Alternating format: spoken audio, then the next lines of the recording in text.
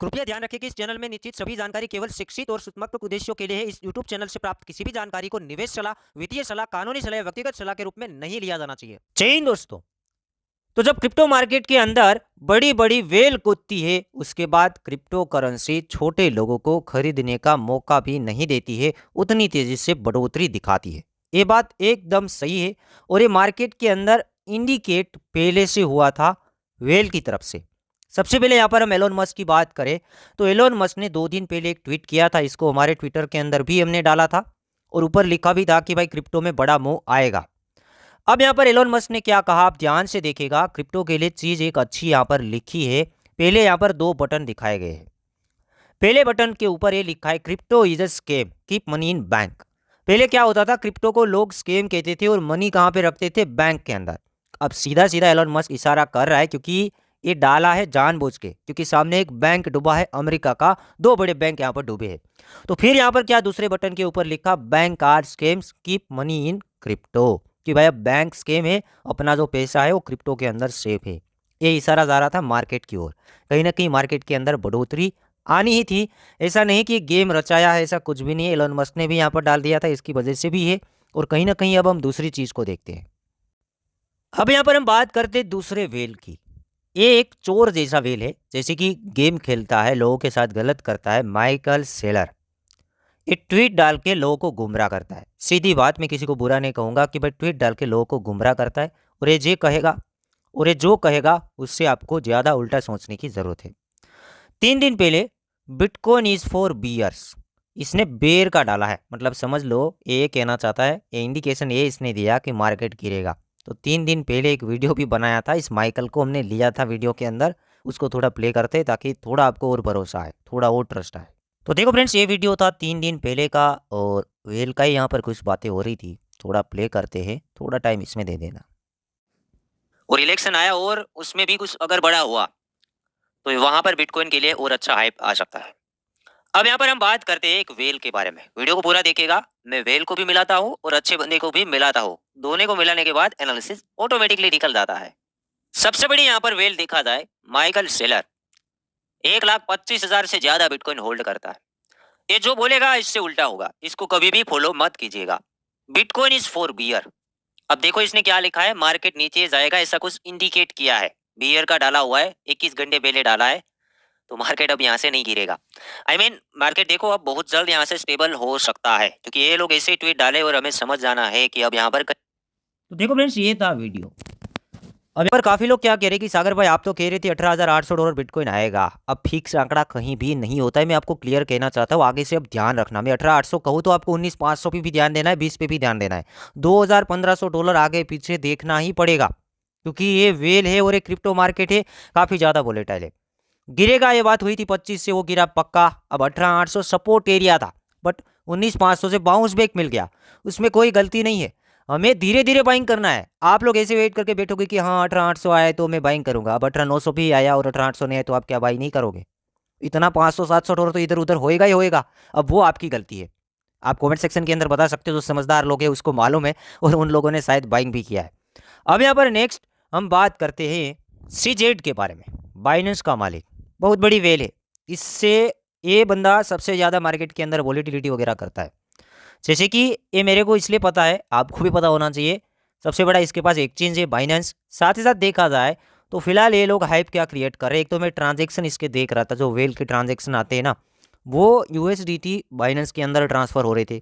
इसका सीधा सीधा इशारा जा रहा था कि कहीं ना कहीं बड़े बाइंग होने वाली है। और रियल में यहाँ पर बिटकॉइन के अंदर बाइंग शुरू हो गई। और ये लोग ये फोमो कर रहे हैं कि बैंक फेल है, क्रिप्टो करेंसी वगैरह ठीक है, ये सब कुछ इसने यहाँ पर डाला है, क्रिप्टो सेफ है और बैंक फेल है, ज़्यादा सेफ्टी क्रिप्टो के अंदर है, डिसेंट्रलाइज है। उसी तरीके से ये लोग फोमो क्रिएट कर रहे हैं।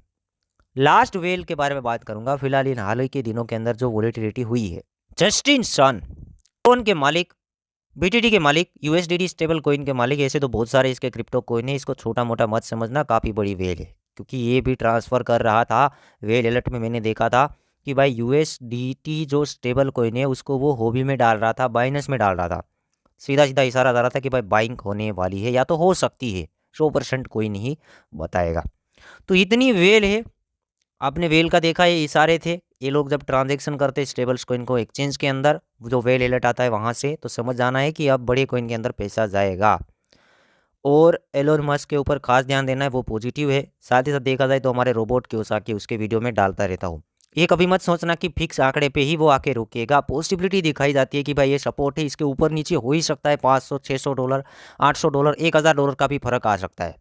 अब 19,500 पे काफ़ी लोगों ने वही गलती कर दी। 19,500 आया और ये देख रहे थे कि 18,800 सपोर्ट है, वहाँ तक रुकते हैं, वहाँ जाके बाइंग करेंगे, वहाँ आया ही नहीं।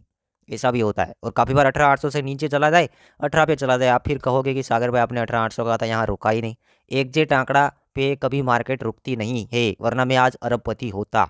मैं भी एक अंदाज़ा लगा के, ज़्यादा सब कुछ रीड करके, यहाँ पर लॉजिक लगा के मैं ट्रेडिंग करता हूँ। स्पोर्ट के अंदर पैसा ज़्यादा फोकस करता हूँ, लगाने की कोशिश करता हूँ। फ्यूचर्स ज़्यादा रिस्की होता है, क्योंकि फ्यूचर्स जो चलता है वो बड़े लोगों के हाथ से ही चलता है।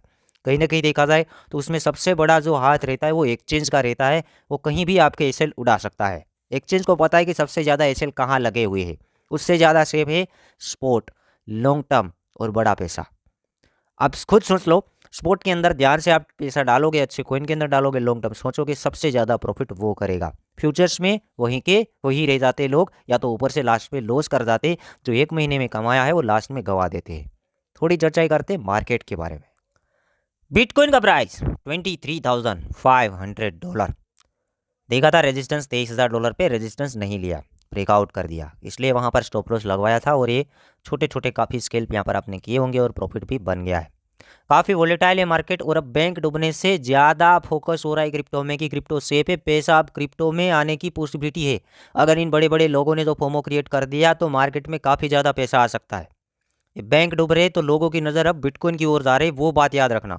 बिटकॉइन का प्राइस $23,500 है, और इस बार हमने डराया नहीं है, 100 बार कहूँगा नहीं डराया है, इस बार हमने बाइंग करवाया है। 8 महीने से वीडियो देखो, हम मार्केट के साथ ही चल रहे, टाइम पे प्रॉफिट भी बुक कर रहे हो, टाइम पे एंट्री भी ले रहे। जब 20,000 21,000 था, वहाँ से बाइंग स्टार्ट हमारी हो गई थी, और 18,800 पे भी हमारा प्लानिंग था, बट वहाँ तक मार्केट नहीं आया। तो भी 19,500 पे मैं बार बार बोला था कि भाई 70-80% बाइंग होनी चाहिए, लॉन्ग टर्म देखते हो तब, क्योंकि हम भी सेफ रहना चाहते, आपको भी सेफ रखना चाहते, तो लॉन्ग टर्म का प्लानिंग हो, उसी की बात हुई थी। और मार्केट काफ़ी तेज़ी से बढ़ोतरी यहाँ पर हमें देखने को मिली। उम्मीद करता हूँ वीडियो समझ में आया होगा। ये रेजिस्टेंस का भी ब्रेकआउट हो गया है। कल सीपीआई डाटा आने वाला है, मेरे हिसाब से आते आते कहीं 25,000 ना चला जाए, ओनली $1,500 का फ़र्क आ रहा है, और $25,000 पे तो वो रेजिस्टेंस है, और इस बार ब्रेकआउट भी कर सकता है। काफ़ी तेज़ी से मार्केट ऊपर जा रही है। स्पॉट में फोकस कीजिएगा, अभी फ्यूचर्स के ट्रेड में अभी भी देना नहीं चाहूँगा। एक तरफ मार्केट में फट है, ऊपर से मार्केट काफ़ी तेज़ी से ऊपर जा रही है, और फिलहाल यहाँ पर हमें गुमराह किया जा रहा है। और सीधी सी बात है कि भाई अब बैंक डूब रहे तो नज़र जाएगी क्रिप्टो में। बाकी आपको क्या लगता है मेरे को कमेंट सेक्शन के अंदर बता सकते हो। वीडियो को लाइक कर लेना और चैनल को बिल्कुल सब्सक्राइब कर लेना।